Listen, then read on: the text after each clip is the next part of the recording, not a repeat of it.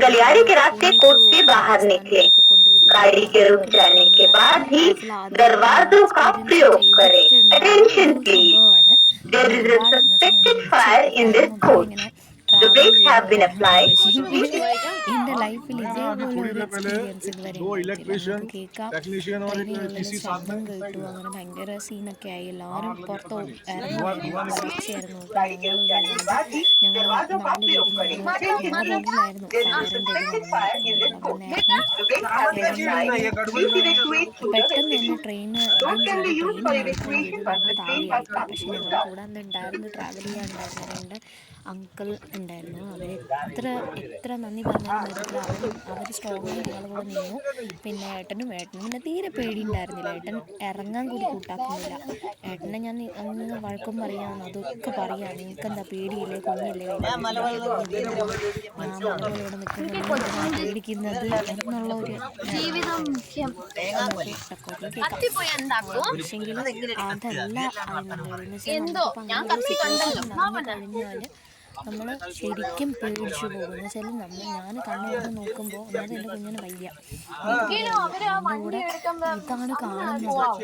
ഉണർന്നിരുന്ന ആൾക്കാർ മാത്രം ഓടി ഇറങ്ങുന്നുണ്ട്. ഒരു 4-5 മണിക്കാണ് സംഭവം നടക്കുന്നത്.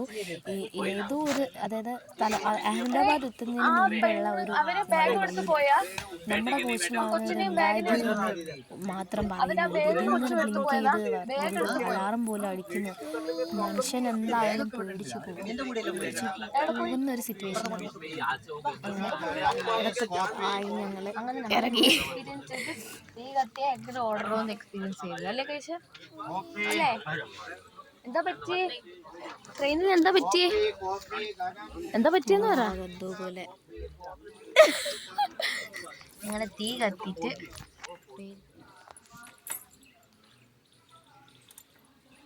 അതിനുശേഷം ഞങ്ങൾ അഹമ്മദാബാദിലെത്തി. അഹമ്മദാബാദിൻ്റെ തൊട്ട് മുമ്പായിരുന്നു. അപ്പോഴത്തേക്ക് പുലർച്ചെ ഒരു 6:30 ഉണ്ടാവും. പിന്നെ ആരും വന്നു. അത് സംഭവം വേറെ ഒന്നുമല്ല, ഞങ്ങളുടെ ബോഗിൽ ആ ഇലക്ട്രിക് സർക്യൂട്ടിൻ്റെ സംഭവം ഉണ്ടല്ലോ, ആ ബോക്സിനുള്ളിൽ എലി അതിലെന്തോ ഒരു വയർ കട്ട് ചെയ്ത സമയത്ത് അവിടെ സ്പാർക്ക് ഉണ്ടായി, ഒരു ചെറിയൊരു ഫയറിൻ്റെ. അപ്പോൾ ചെറിയ സ്പാർക്ക് ഉണ്ടായപ്പോൾ തന്നെ ഇത് അലാറം അടിയും തുടങ്ങി. അങ്ങനെ ആ സീനായിരുന്നു. അങ്ങനെയൊക്കെ ഞങ്ങൾ എങ്ങനെയൊക്കെയോ ഞങ്ങൾക്ക് ലൂണി എന്ന് പറയുന്നൊരു സ്ഥലത്തായിരുന്നു ഇറങ്ങേണ്ടത്. അവിടെ എത്തി ഞങ്ങൾ ഇറങ്ങി. അവിടെ നിന്ന് നെക്സ്റ്റ് ട്രെയിനിൽ കയറി ഞങ്ങൾ ബാഡ്മേറിലാണ്. ചേട്ടൻ പുതിയ പോസ്റ്റിംഗ് ബാഡ്മേറിലാണ്, രാജസ്ഥാനിൽ. അപ്പോൾ ഞങ്ങൾ അവിടോട്ട് പോകാനാണ് ഇറങ്ങിയത്. ട്രെയിൻ ബാഡ്മേർ സ്റ്റേഷനിലോട്ട് എത്താറായ ഒരു സമയത്തുള്ള ഒരു കാഴ്ചകളാണ്. വല്ലാത്തൊരു എക്സ്പീരിയൻസ് ആയിരുന്നു ലൈഫിൽ ഫസ്റ്റ് ടൈം. ഈ 4 വയസ്സായ എന്ന് പറയാൻ വല്ലാത്തൊരു എക്സ്പീരിയൻസ്. കുഞ്ഞിന് എന്താണ് സംഭവിച്ചതെന്ന് തീരെ മനസ്സിലാവുന്നില്ല. ഞങ്ങൾ ട്രെയിനിൽ നിന്ന് ഇറങ്ങിയതിന് ശേഷം ട്രെയിനൊന്ന് എടുക്കാൻ ചെയ്തു. അവസാനം ചെയിനൊക്കെ പുൾ ചെയ്തിട്ടാണ് ട്രെയിൻ നിർത്തി. അതൊന്നും എനിക്ക് വീഡിയോ എടുക്കാൻ പറ്റില്ല. ബിക്കോസ് ആ ഒരു സിറ്റുവേഷൻ എങ്ങനെയാണ് നമ്മൾ വീഡിയോ എടുക്കാമെന്ന് ചോദിച്ചാൽ സത്യമായിട്ട് പറ്റാത്തൊരു സിറ്റുവേഷൻ. വേണ്ട, എല്ലാം കഴിഞ്ഞിട്ടാണ് എടുക്കുന്നത്. സ്റ്റേഷനെത്തി. പറഞ്ഞ പോലെ അല്ലായിരുന്നു. സ്റ്റേഷൻ സൂപ്പറാണ്, നല്ല വലിയ സ്റ്റേഷനായിരുന്നു. അവിടെ കുറേ കാഴ്ചകളുണ്ടായിരുന്നു. കുത്തു വർക്കുകളും കാര്യങ്ങളും എല്ലാം.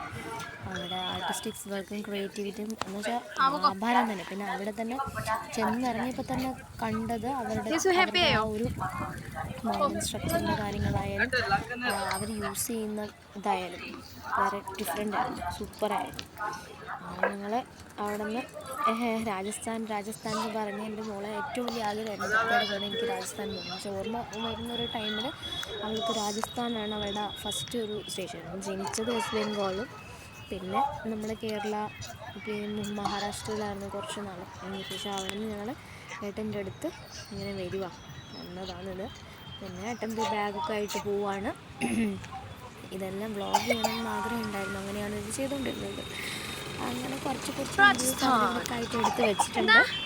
അപ്പം വെരി സൂൺ ഞങ്ങൾ ഒരു പക്ക ടൈം ടു ടൈം എല്ലാ കാര്യങ്ങളും പോസ്റ്റ് ചെയ്യാനായിട്ട് ഇങ്ങനെ ഇരിക്കുവാണ്, സപ്പോർട്ടും കാര്യങ്ങളൊക്കെ ഉണ്ടെങ്കിൽ. അപ്പോൾ എന്തായാലും ഏട്ടൻ ഞങ്ങളോട് പറയാൻ ഇവിടെ നിൽക്കുക, ഞങ്ങളുടെ കാർ അവിടെ നിന്ന് വരാനുണ്ട്. അപ്പോൾ അതിന് വേണ്ടി നമ്മൾ